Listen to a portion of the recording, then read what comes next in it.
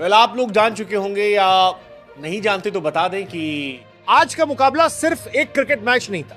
ये थी रणनीति बनाम ताकत, धैर्य बनाम विस्फोटक फिनिश की जंग। भारत बनाम वेस्टइंडीज और माहौल पूरी तरह गर्म है।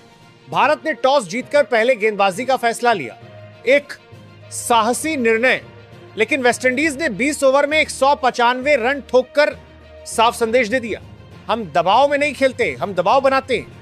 अब सवाल है, इस 195 के स्कोर की कहानी क्या है? किसने पारी को संभाला, किसने गति दी और किसने आखिरी वार किया? शाय होप कप्तानी की समझ 32 रन 33 गेंद में स्ट्राइक रेट 96 का। शाही होप का अंदाज अलग है। वो तूफान नहीं लाते, वो नींव तैयार करते हैं।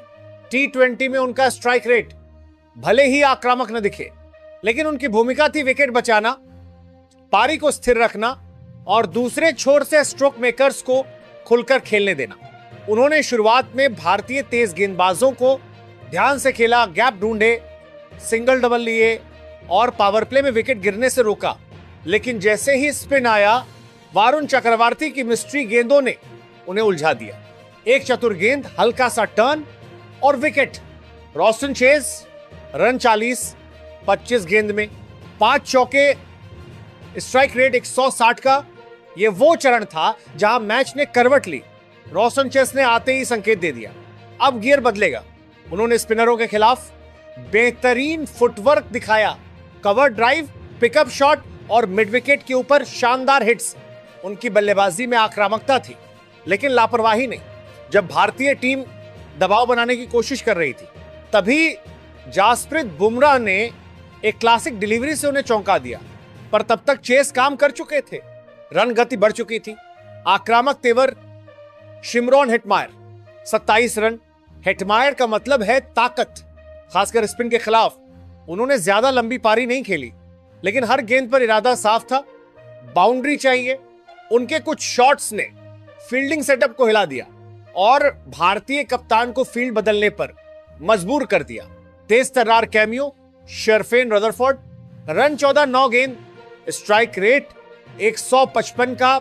रदरफोर्ड ज्यादा देर क्रीज पर नहीं रहे, लेकिन उन्होंने समय बर्बाद नहीं किया। डेथ ओवर से पहले रन गति को गिरने नहीं दिया।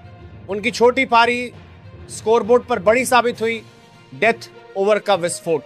अब आता है वो चरण जहां मैच पूरी तरह बदल गया। रॉवमैन पावेल 34 रन 19 गेंद में, 3 चौके 2 छक्के। पावेल ने आते ही गेंदबाजों को लंबा खड़ा कर दिया। Long on, deep mid wicket, सब निशाने पर थे। उनकी ताकत और टाइमिंग ने भारतीय गेंदबाजों को रक्षात्मक बना दिया। जेसन होल्डर 37 नाबाद रन 22 गेंद में, 3 शानदार छक्के।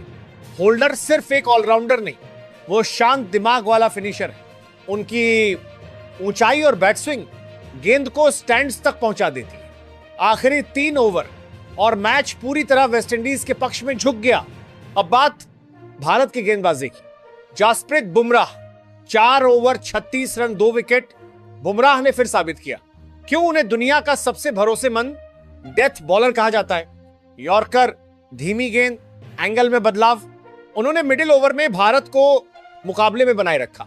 अगर उन्हें दूसरे छोर से बेहतर सपोर्ट मिलता तो स्कोर 180 के आसपास रुक सकता था।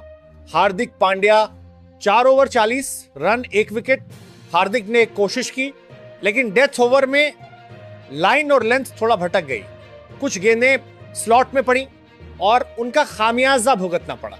वारुण चक्रवर्ती 4 ओवर 40 रन 1 विकेट।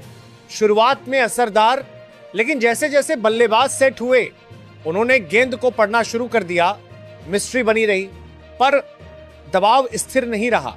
और अब भारत के सामने था एक 196 रन का लक्ष्य। ये सिर्फ एक नंबर नहीं है, यह है मानसिक दबाव। भारत को चाहिए तेज लेकिन समझदारी भरी शुरुआत, कम से कम 170 प्लस रन की साझेदारी, आखिरी 5 ओवर में 10 से 12 रन प्रति ओवर की रफ्तार, पहले 6 ओवर एल, यही तय करेंगे कि मैच किस ओर जाएगा। शुरुआती विकेट जल्दी गिर गए थे तो दबाव पहाड़ बन गया था, लेकिन अगर टॉप ऑर्डर टिक गया तो यह मुकाबला आखिरी ओवर तक जा सकता है। तो आप क्या सोचते हैं, क्या भारत इस चुनौती को पार करेगा या वेस्टइंडीज अपनी पावर हिटिंग से मैच बंद कर देगा?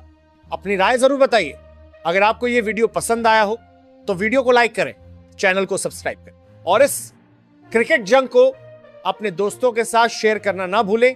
हम मिलेंगे अगले रोमांचक अपडेट के साथ। जय हिंद।